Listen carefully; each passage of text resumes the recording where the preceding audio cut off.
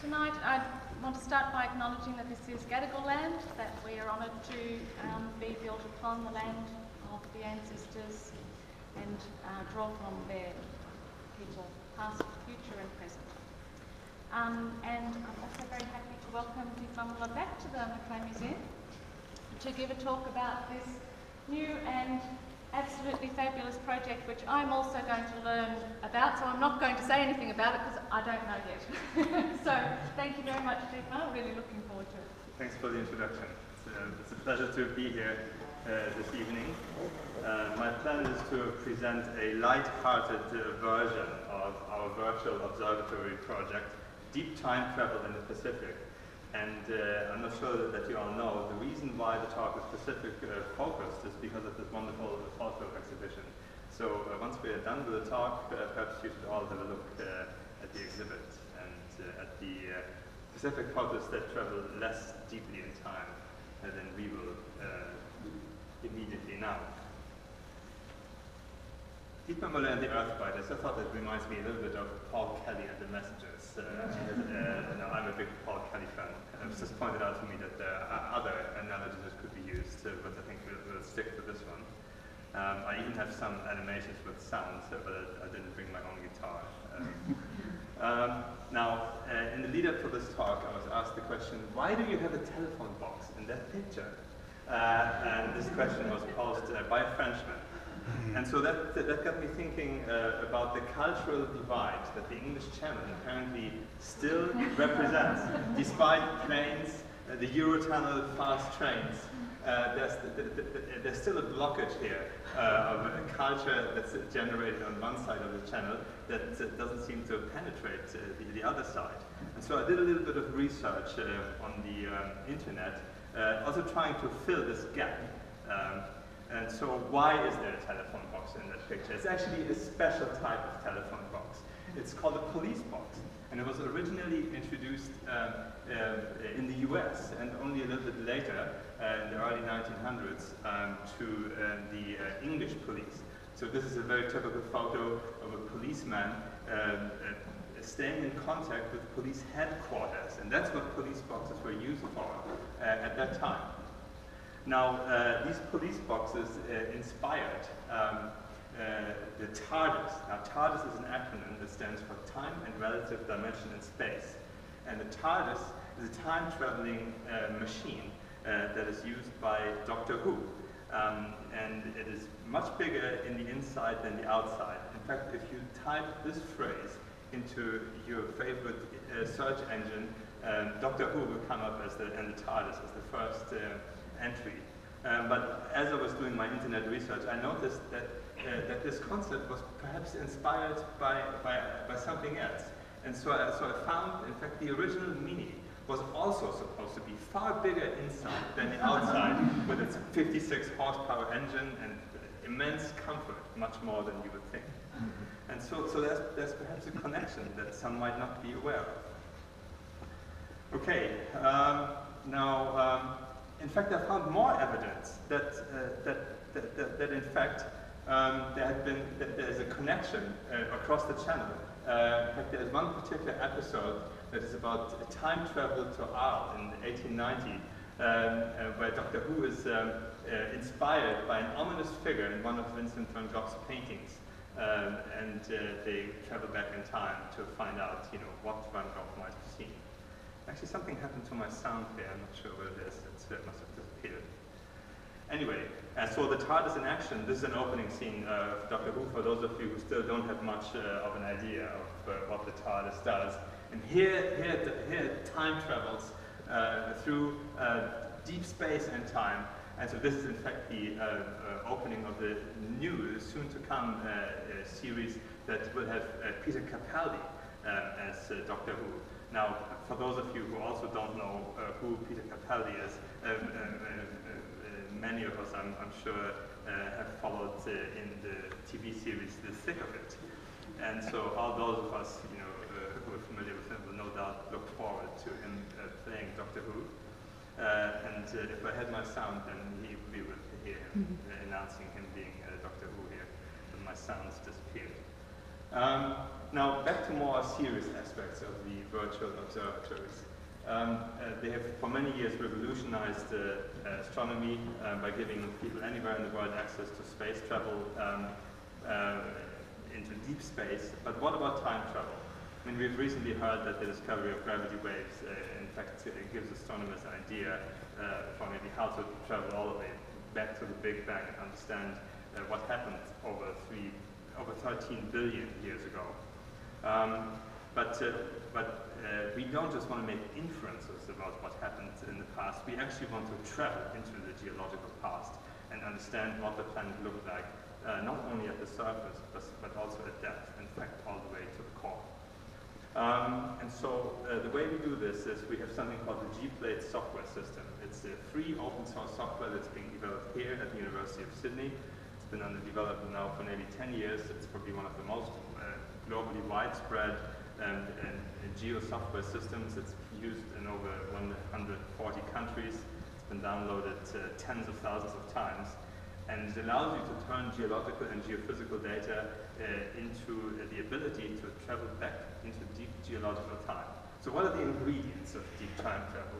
Of course, it's not just about computer modeling. We need some data to start with. We need some observations that we make in the field, can be in the continents or the oceans. And so we need to observe the structure and the composition and the age of ocean basins and continents so that we've got some information to put into our time travel machine. Then based on that, we model the motion of tectonic plates through time. And now in the emerging age of petascale computing, we can advance to modeling the coupled evolution of the deep Earth and plate motions. And once we've got to that point, we can then, in fact, travel through deep time, which is the subject of this talk.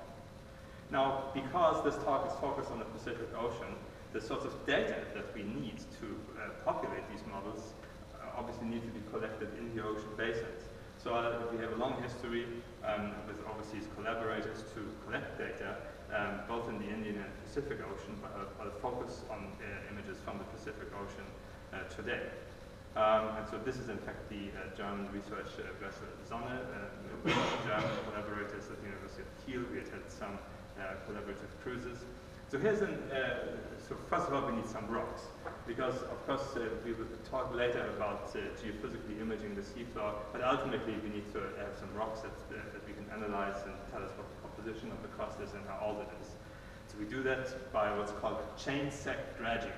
So this metal chain that's attached to this ring is lowered onto the ocean floor and then dragged across the ocean floor in the hope that some pieces of rock will break off and be collected in this net, and it will then come back up.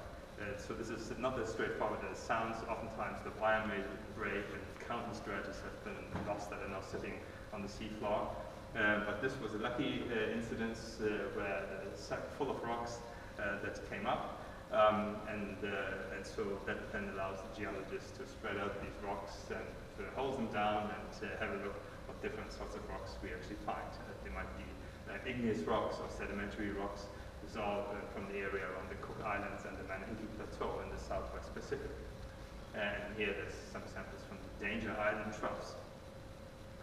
Now, another way of obtaining direct observations of what's happening in the deep ocean these days are remotely operated vehicles.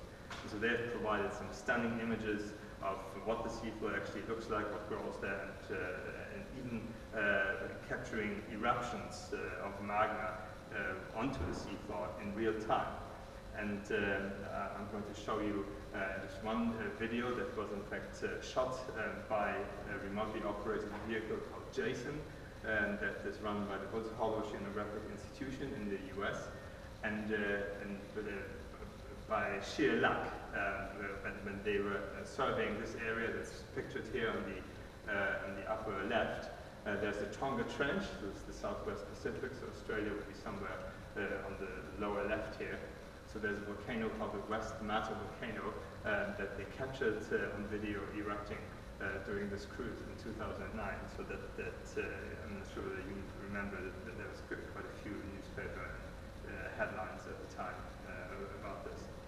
And you also see how well we can in fact image the seafloor But we don't even need to go out on cruises to do that, to produce these maps. In fact, this is done by satellites, and we'll talk about that in a minute. And so once our dredging of rocks is complete, they all get spread out on tables, numbered, described, and then later analyzed and dated in the lab. So that's an important part of deep time travel in the Pacific. Now also, not everything that comes up is a rock. Every now and then you get other items like sponges, and so there's one that Maria Seaton holds up. So she was chief scientist on a very successful cruise to the Coral Sea that was widely publicized a couple of years ago due to their undiscovery of Sandy Island that was found on many maps, but they found didn't in fact exist. So that was quite an unusual turn of events to make an undiscovery instead of a discovery on a cruise. Now on the right-hand side, there's a video clip that one of our former colleagues, Christian Heine, put together on a cruise to the Ken Plateau, which is also in the Southwest Pacific, north of the Tasman Sea, in 2004. That's a nice set of clips illustrating life on board a vessel, dredging, geophysical surveying, and people waving their hands in all sorts of politically or less politically correct ways when they don't want to be filmed.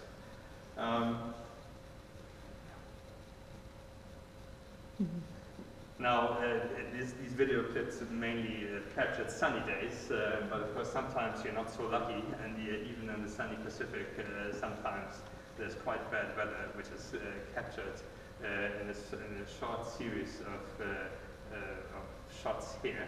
And we see how life gets progressively worse, and after everything had calmed down, unfortunately it looked like this in the kitchen, so the muesli had gone all over the place.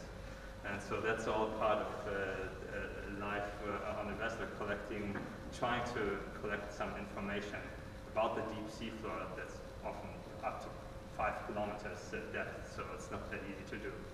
Now luckily we don't entirely depend on these samples. These days satellite data can provide us with a lot of additional intelligence about the structure of the seafloor and its magnetization, its gravity field. And so one of these satellites is pictured here. And the way they map the gravity field, they actually map the distance between themselves and the sea surface. And once you get rid of all the wave and current noise, then very slight undulations of the sea surface as it goes up and down, its steady state actually reflects the topography of the seafloor. So if you have a big mountain chain on the seafloor, the sea surface would in fact be elevated by a few decimeters. So you wouldn't notice it if you look at the water surface, but satellites can tease out these signals. And by the same token, we have satellites that measure the magnetic field. So we end up with the amazing images. This is a magnetic image that show the magnetic stripes of the seafloor. These are the stripes that have in fact enabled the development of plate tectonic theory, because the Earth's magnetic field flips back and forth in terms of its south and north pole, and that happens as seafloor spreading continues, as new ocean floor is being created at mid-ocean ridges, and the ocean crust ends up acting like a giant tape recorder and records the successive changes in the polarity of the Earth's magnetic field. So this helps us tremendously to reconstruct the history of the ocean basins, and we use these sorts of data jointly with the gravity field of the ocean. So here's a gravity field view of the Tasman Passage, looking east between Tasmania on the left and Antarctica to the right, and you can see how astounding these images are, the way they illuminate the rugged structure of the seafloor. This is the South Tasman Rise here. This is sunken continental plateau, and these straight lines here are fracture zones. They're like railroad tracks describing the path of motion of two plates relative to each other.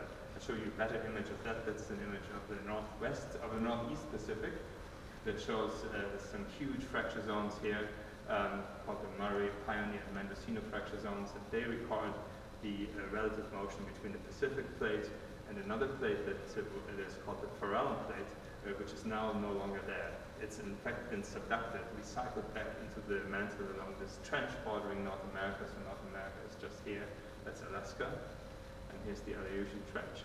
And so, so one of the tasks that we face for deep time travel in the Pacific is we have to, in fact, reconstruct what seafloor looked like when this Farallon plate and other ancient plates still existed before they were subducted. And we have to, it's like a detective story, so we have to combine the preserved evidence on the Pacific plate with geological data from the continent bordering the Pacific to gradually piece this puzzle together.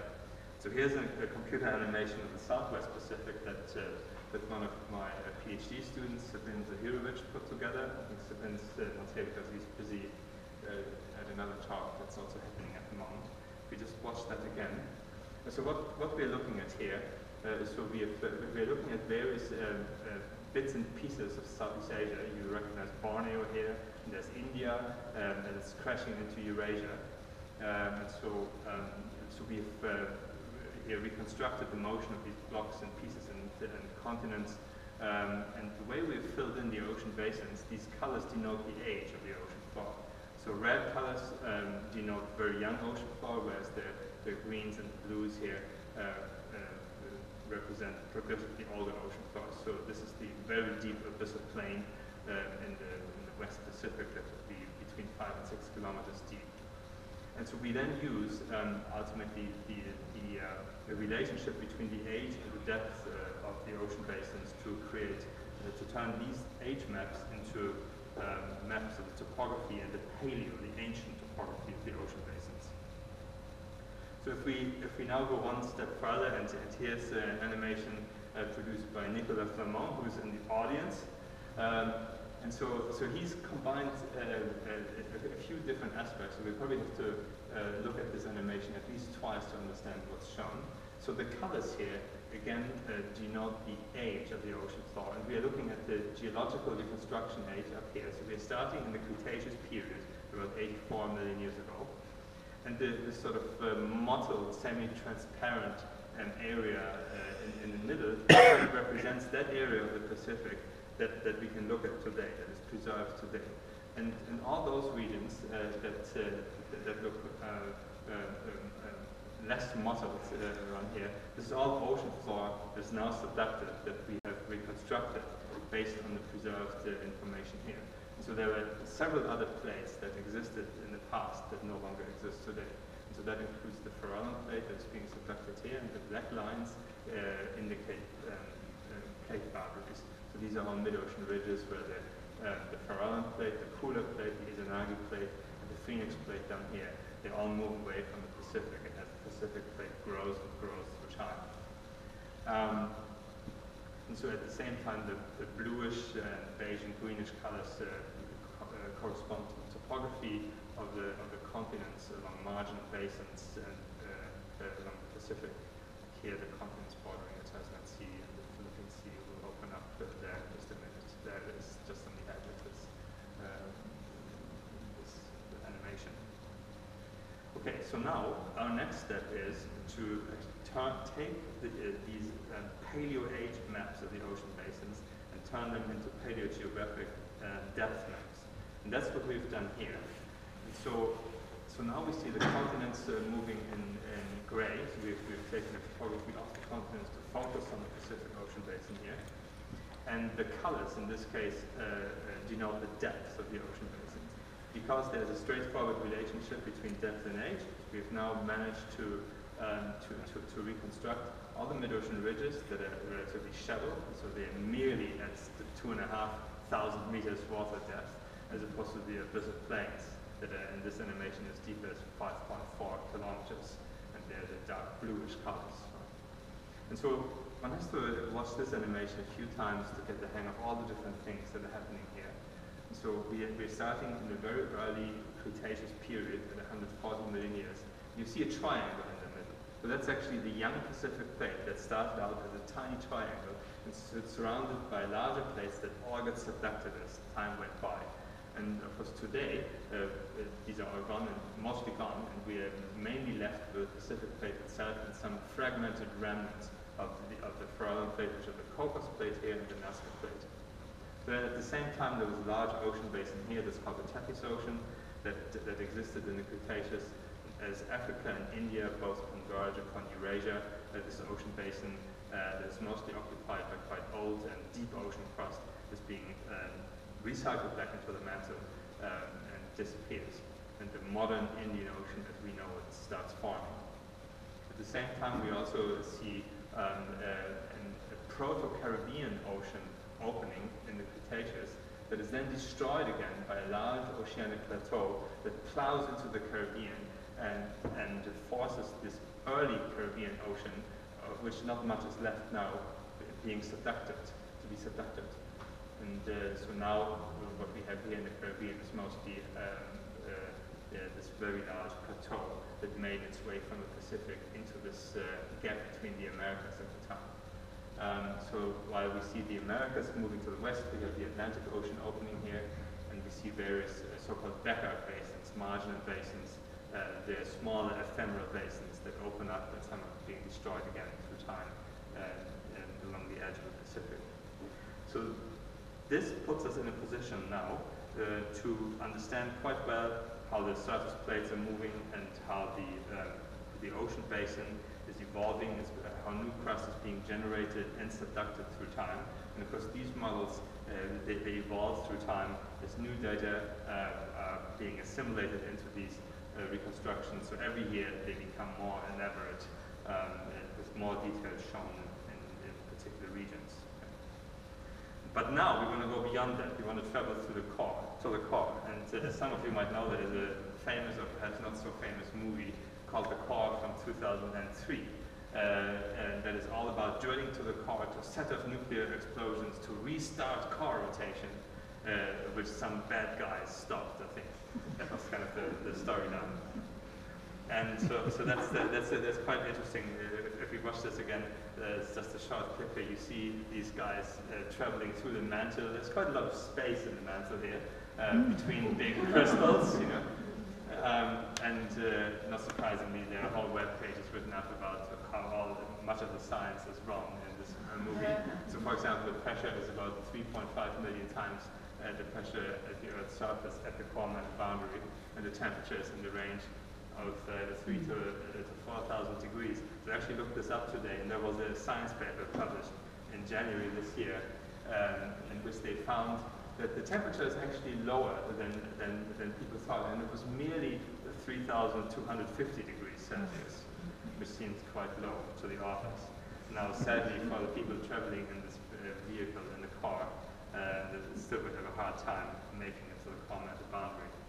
So in contrast, our models work with real physics, and so I'm now going to show you an animation. There's sort of a collaboration mostly between Nico Clermont, who's in the audience here, and Sabine Zahirovic, who's a PhD student working closely with both of us, has made this animation. This is the starting slide. So this is actually fresh off the press. And so these are the first animations with our G-Plates software that show not only plate motions through time, which we have done for a long time, but take these enormous petascale computer simulations that we run to model the slow convection of the entire deep Earth, of the Earth's mantle, as the plates are moving at the surface and as new crust is being generated, the material is being sort of sucked out of the deep Earth, and whereas old abyssal planes and plates that adjoin overriding plates as subduction zones are being subducted again back into the mantle.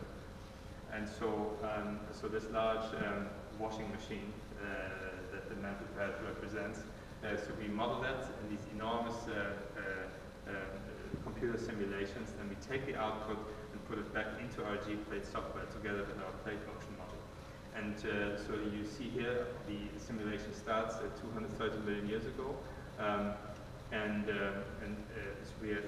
so the colors here are depth dependent. So the bluer the slab material, these big sheets of old ocean crust that are being subducted, recycled back into the mantle. So the bluer they become, the deeper they are, and the yellows and greenish colors here are also part of the slabs is indicate the very shallow part of the subduction system. And so the big red thing in the middle is the core, and the arrows that are shown on top are plate motion vectors that show us how the plates are moving through time. And you see the continents outlined in white here. So you see Australia, Antarctica down here, Papua New Guinea, and there's some from this point of view you don't see much else, but there's the edge of Eurasia up here, and South America is just outside of our view because we try to focus this on the Pacific, given the occasion here for our talk. So we'll have to watch this a few times to get an idea of what's actually shown here. So you see geological time incrementing step by step, and you see these immense walls of subducted slabs of old ocean crust being recycled back into the mantle.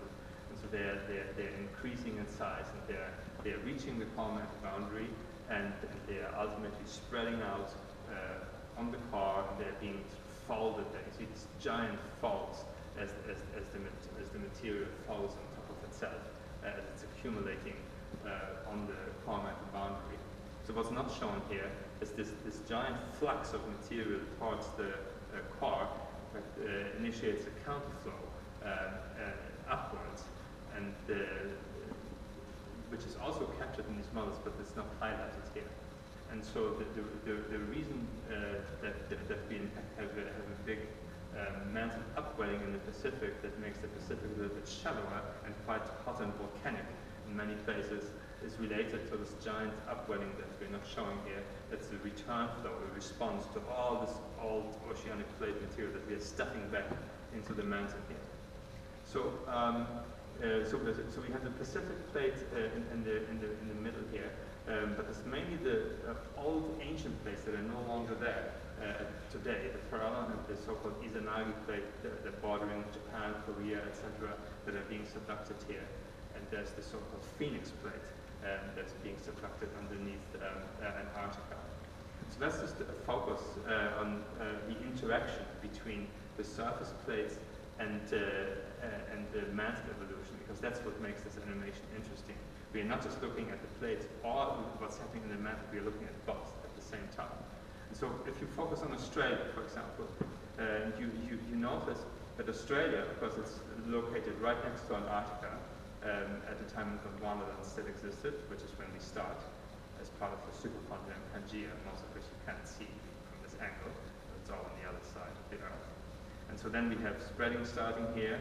We get separation between Antarctica and Australia. We form the Southeast Indian Ocean.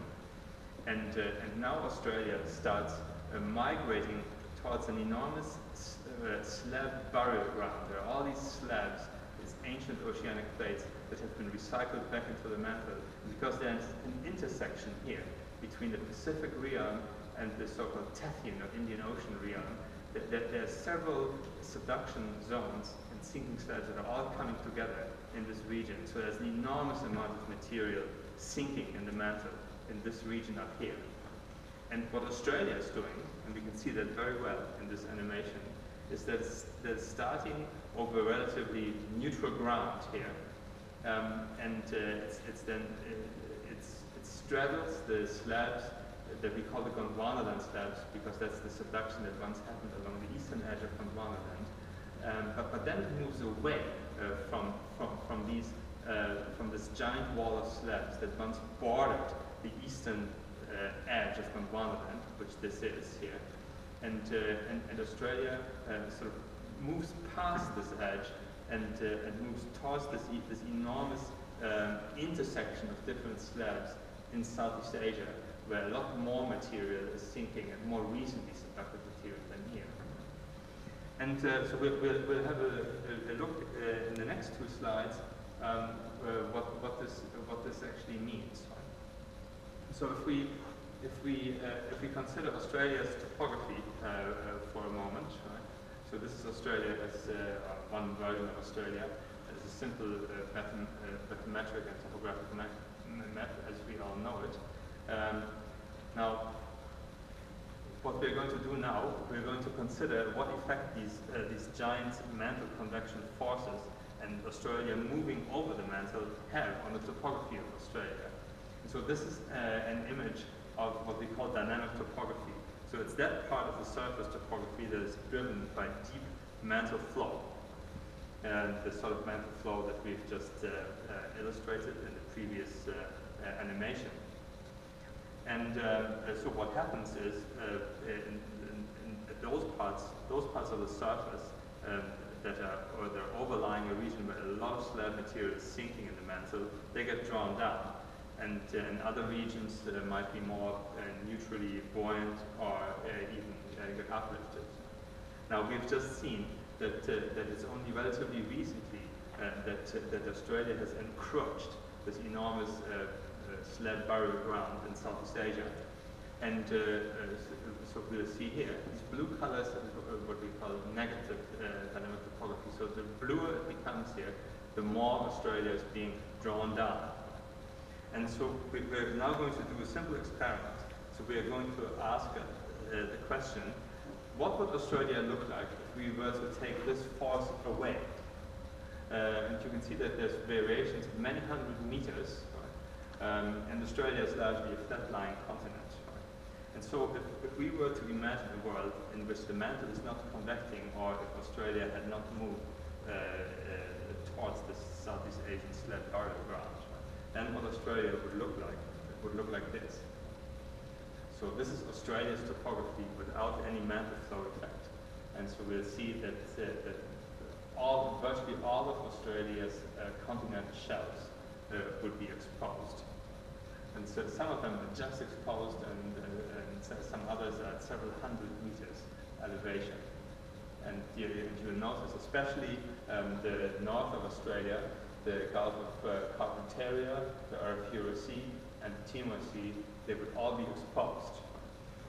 And so what this tells us is the reason that Australia's topography looks the way it does, and namely, even if we didn't know anything about this, if we were just geomorphologists and look at the morphology of Australia, if we were to go back to the previous image, then it would be quite quick for us to convince ourselves that Australia is probably being tilted to the north or the northeast, because this coastline of Australia looks very much like a drowned or drowning coastline.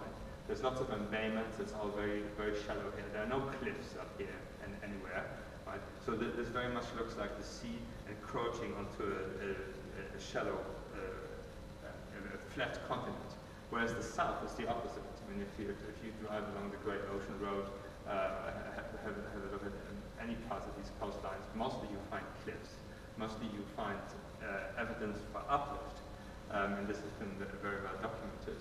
And even without modeling these processes explicitly, just looking at the data, paleo shorelines, etc., and river profiles, we can convince ourselves that this current state of Australia must have come about through some kind of a tilting process, where the north has been going down and the south has been coming up.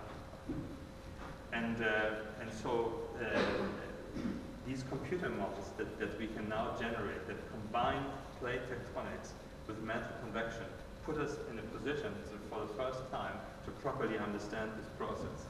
And so we can now get to the point where we understand why, like, all these shallow shelves north of Australia are submerged, right?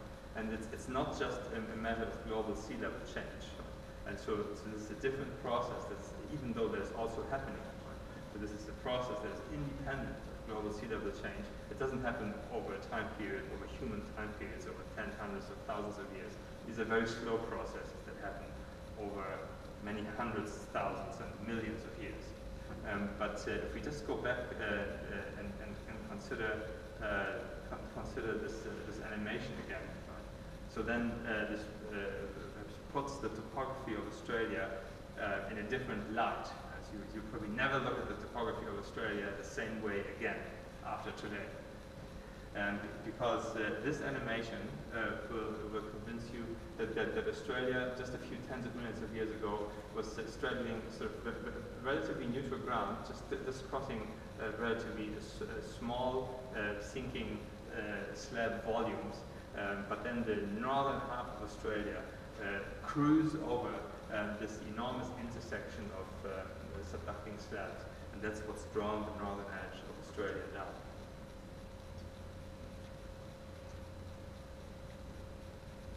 So what's the use of deep time travel? Well, it puts us in a position to model plate tectonics in 4 dimensions for the first time. And so that means understanding the driving engine of planet Earth. So plate tectonics, the theory of plate tectonics was developed in the 1970s. And even though we can create models for the motion of the plates, and we've been able to do that quite well for some time, a question remains exactly why do plates travel or stop or start traveling a certain way.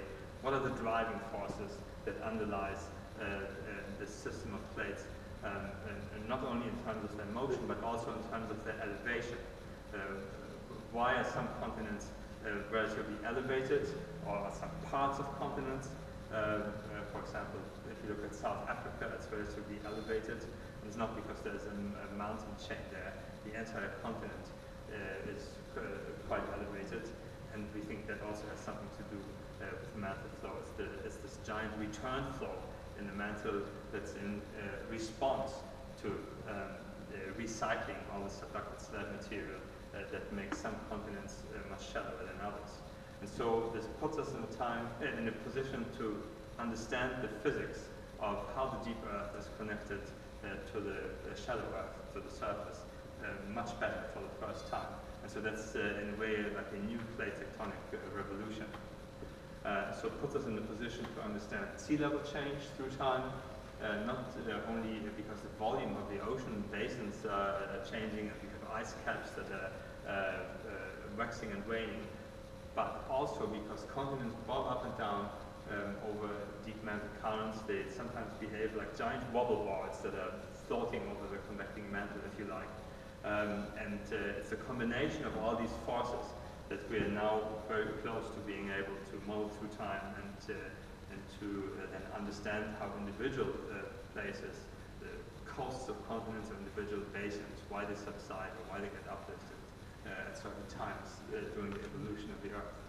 And ultimately, we'd also like to understand the evolution of life on Earth, and again, these surface maps that this approach allows us to create. There's some more old-fashioned maps shown here that they were actually hand-drawn by an artist. So we are hoping that we'll soon get to a point where we no longer depend on artists providing us with such nice maps, but where we can actually generate these maps by assimilating lots of geological and geophysical data into computer models, and so that these maps have a much more sound basis, and so that we can understand so there are 2 maps shown here, one in the Jurassic at 152 million years ago and one at 94.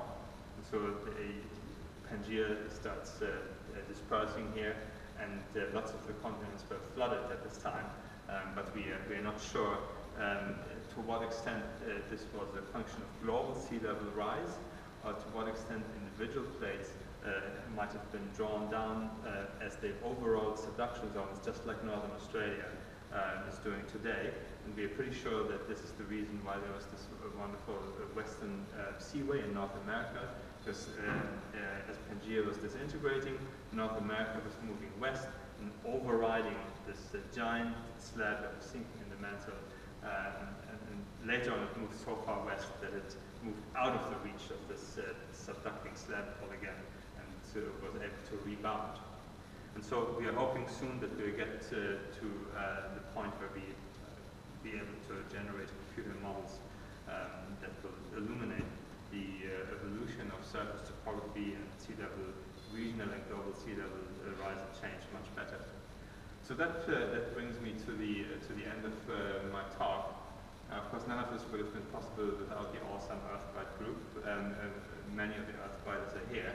So this is actually an outdated photo. We desperately need a more up-to-date photo of the group here. But I want to highlight sort of 2 people in particular. So Nico Thomas, who's here, and Sabine.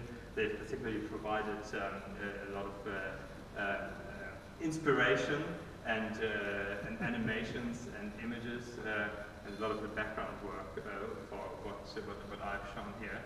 And then down here we have Maria Seaton, who will soon start a future fellowship, who's currently on maternity leave. That's why she's not here, but she's reminding us that everything will be all right in this photo. And then there's Simon Williams here. Oh no, that's not Simon Williams. That's Simon Williams. How did Nosferatu get in there? And then we have Nathan Butterworth, who's also in the audience, who's also a Pacific slab expert. And we have Cara, but I think Cara can't be here because she's busy elsewhere. And John Cannon is our lead G-Place developer, without whom none of this would be possible. So thank you.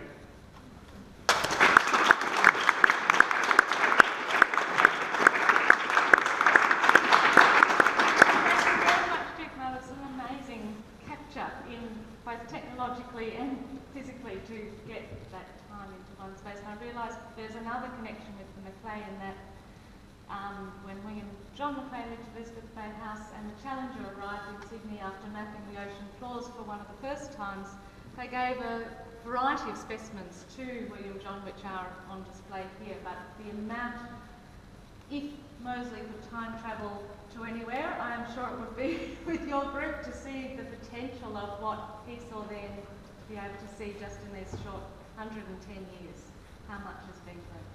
So thank you very much again. Are there any questions?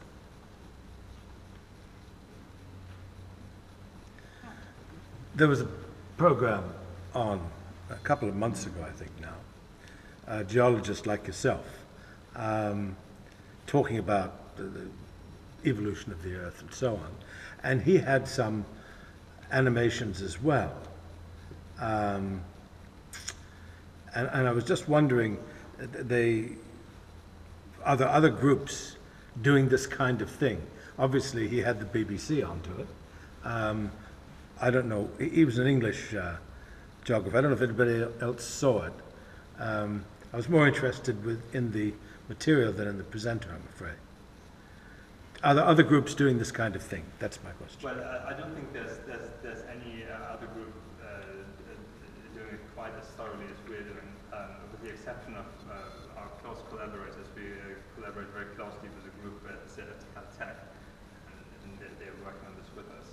But beyond that, I mean, there are groups that make plate tectonic maps and plate tectonic animations, and because as long as you just want to see the continents moving around, right, and you're not worried about what happens underneath, right, and that's still much easier to do, and people have been able to do that for decades, right? And then because you can employ artists to make your maps nicer, you can do it with Photoshop these days, right? So there's one group that's been very successful in photoshopping very nice looking paleogeographic maps, and they can be quite illustrative, and they provide conceptual models and inspiration for what the Earth might have looked like.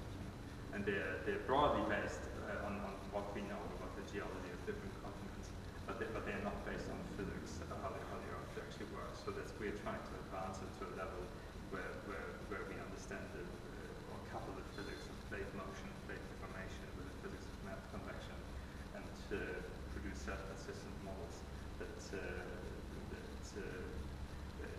illustrate how the plates are moving, how the mantle is convecting, and how the surface geography evolves as a consequence.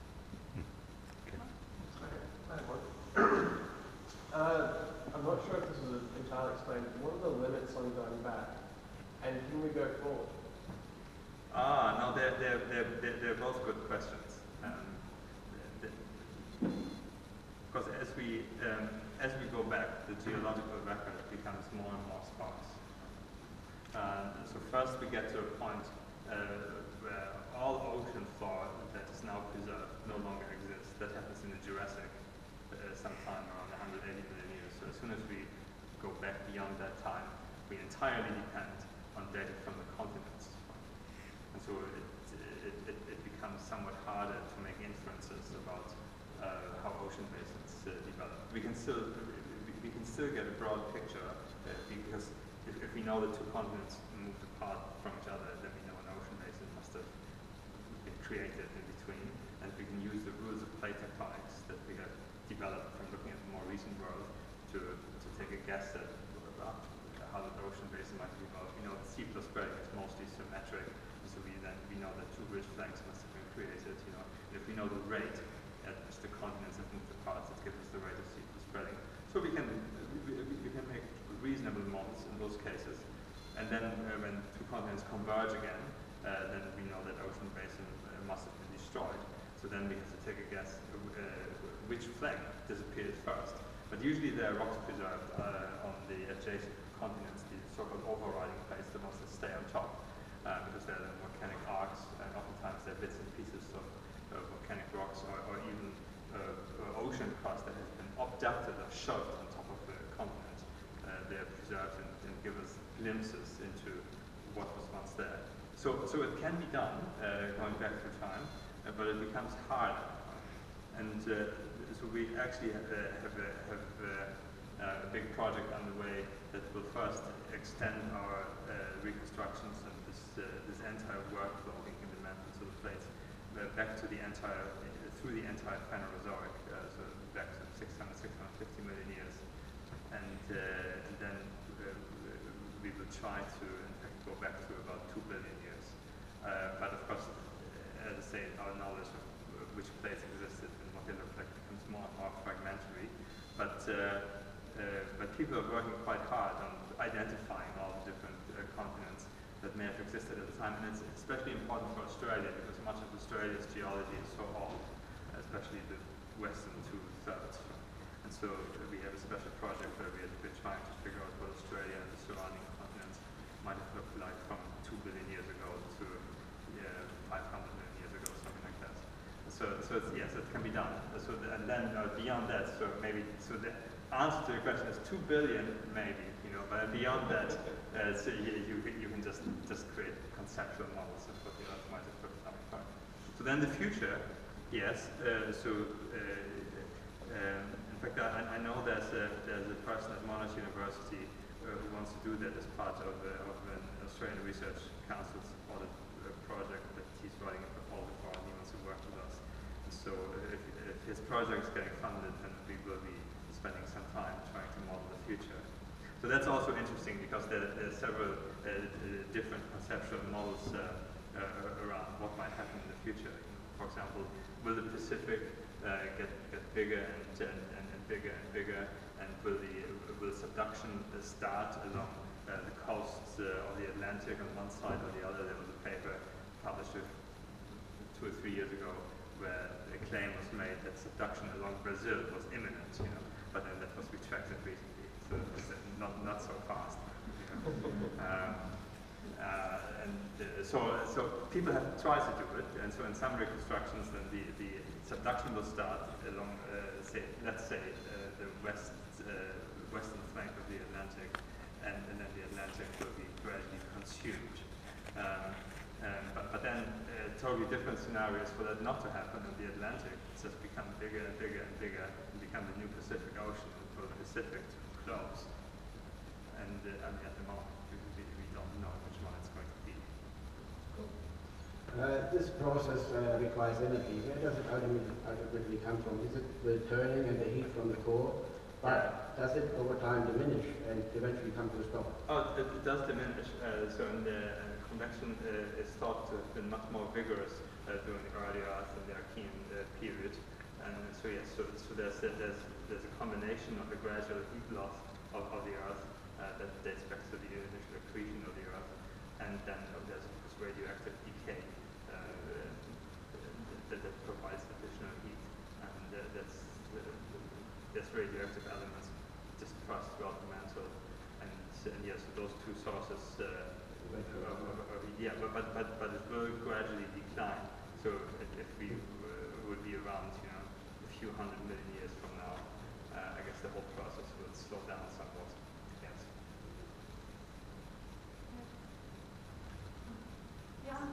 What are those movement of these giant plates? I'm just thinking about the small Pacific islands.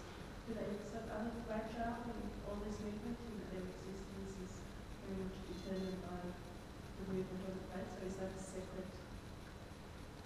No, it's not separate. And the Pacific Islands, so what individual Pacific Islands will be doing, I mean, in terms of the vertical motion or the relative sea level that you observe there, I mean, it does depend, certainly over human timescales, mostly on global sea level change that will be driven by the melting of ice sheets. But there is a somewhat smaller signal superimposed on that, which is the gradual cooling of the oceanic lithosphere that the islands are sitting on. And so as time goes by, and they will subside progressively just because of that, because once ocean crust has been formed, it will cool and contract and subside, and that's why we have abyssal plains, right? Because all these abyssal plains are now at a depth of 5 or 5.5 kilometers. They were once 3 kilometers more elevated.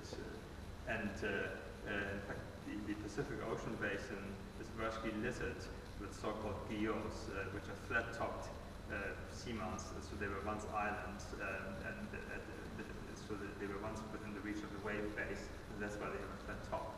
And often you find them everywhere, I mean, at very large depths. And so just that observation tells us that that all these islands, so geologically speaking, they're transient. Right? They're unlike the large continents that have different compositions, so they're kept afloat because of their compositional buoyancy.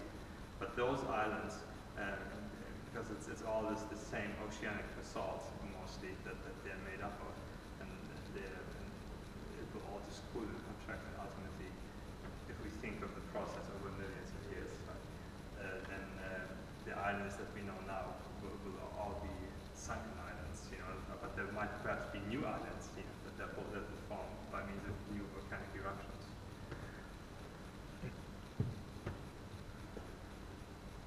So, no more questions. Thank you again for taking us on an amazing journey. Really is quite incredible from the point of view of someone who just lives day to day. And please come back again. We've got a series of conversations like this one and talks about different aspects of the Pacific to go with the exhibition points of focus. So please thank you again.